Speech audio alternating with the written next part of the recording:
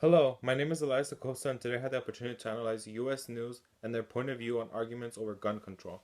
So basically, my source, written by an author named Mary Kay Carey, provides a conservative, moderate point of view in which she is moderate but leaning towards conservatism. Mary Kay Carey was a former speechwriter for former President George H.W. Bush, who was a Republican candidate. Therefore, we can see that he's affiliated with the Republican conservative point of views. So to give you a little background on the source is basically an article analyzing Hillary Clinton's approach to gun control, in which she wants to implement a program similar to that of Australia nowadays, in which Australia is buying back guns from the people at a reasonable amount of price, but their goal is ultimately to end gun use and gun possession in their country. The reason I believe this source is moderate is because the author believes that gun laws should restrict mentally ill people, meaning that mentally ill people should have no right to receive guns due to their state of mind. This feels like a more moderate type of point of view because conservative people would want everyone to have guns. Every American should have the right to guns. It's in our Second Amendment right. So they don't want any restrictions upon that. Given that her point of view has some form of limitations, we can kind of assume that it will be a more moderate point of view rather than a conservative point of view. Throughout her article, she talks about personal experience in which she herself uses guns to mostly as a recreational use to shoot clay pigeons, which is kind of like a sporting event. So she's not using the gun generally to as a form of self defense rather than like something as like an activity. And she also states that she's not part of the NRA, which is really important because if she was in fact part of the NRA, then we can kind of analyze the bias towards that because she would be avidly supporting gun laws by being a member of the NRA. Throughout her article, she makes a lot of valid points on the whole issue with Clinton buying back guns and how that is a whole different situation here in the US. She also wants to keep mentally ill people out of gun owner lists because mentally people can do harmful things with guns. However, she states that there are privacy laws in the US that prohibit lists like that of mentally ill patients to be released. Furthermore, this could mean that without laws restricting who gets a gun, there is no control, and that is when weapons fall in the wrong hands. So basically, she is saying that while we can find lists of people who are mentally ill, there are several laws here in the US that prohibit that list from being released. Also, some privacy acts and stuff like that that makes it harder for these lists to be released. So we really don't know who the mentally ill people are when they're buying guns. So basically, anybody can get a gun as long as you meet the requirements.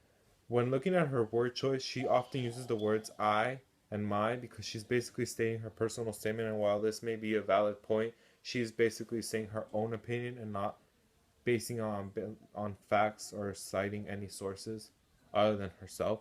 This can prove to be some type of limitation and bias because she's basically saying herself as an authority, and she's also talking about her own personal opinion rather than um, another point of view, such as a liberal point of view or a very conservative point of view. She also uses the word choice to convey how Hillary Clinton is wrong in comparing the US to Australia because first of all, Australian constitution is different than the US Constitution. So that would mean that the Australian Constitution doesn't have the right of a Second Amendment to have guns. So therefore, if their government decides to have a buyback program, then it wouldn't be infringing upon anybody's right to own guns as stated in their constitution. So therefore, Hillary's comparison to U.S. and Australia would kind of be false. This source exhibits bias because it favors the point of view that guns should be legal in the US and it does not acknowledge the fact that gun violence is a growing problem and it is plaguing our nation. She also refuses to acknowledge a liberal stance in gun control, which is stricter gun laws.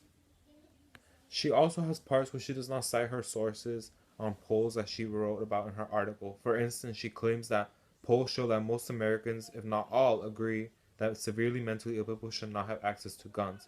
But she does not provide the following evidence, such as a quoted research or statistics from where she got this information. This weakens the argument because they are not providing information to back up their claims. So there is no evidence these claims are real or made up, or they could have been exaggerated to fit her point of view or her purpose in writing this article.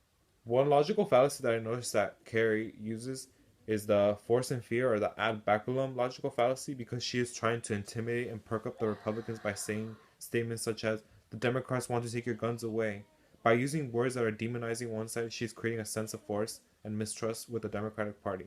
Furthermore, these words are placed on the side of the article in a large font and are quoted, meaning that it is part of our main point.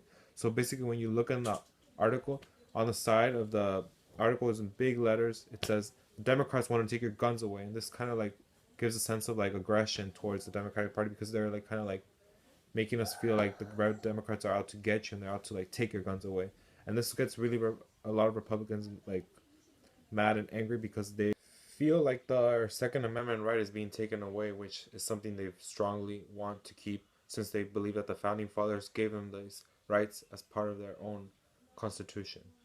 So basically, this is my video. Thanks for watching.